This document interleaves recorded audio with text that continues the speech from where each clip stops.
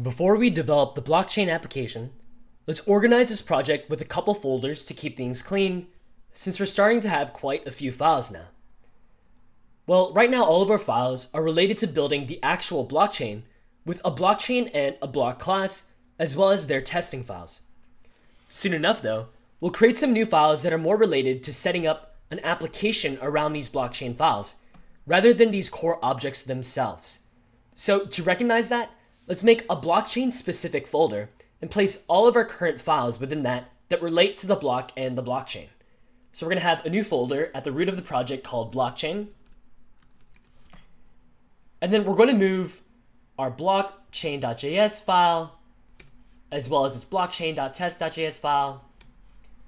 Once more, the block file, and finally the block.test.js file into that blockchain folder.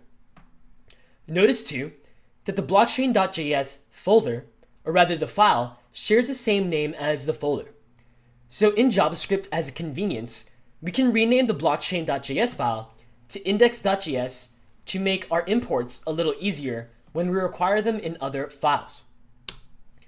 And likewise, if we're naming index.js for the blockchain class file, we should rename blockchain.test.js to index.test.js. Great. Now, this does break one piece of existing code within our project. In our index.test.js file, right at the top, we're requiring the blockchain file as a dependency.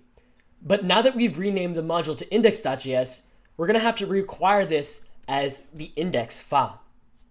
So that we should save this.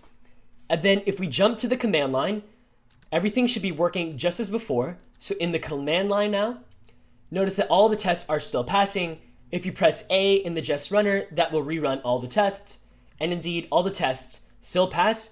So we've indeed reorganized all of our files into our blockchain folder successfully. All right, let's head back to the code editor. Now, one more thing that we'll do is create a new folder called app, which will be the folder that we'll use to create our application. And in this app folder, let's also initialize it with the default index.js file.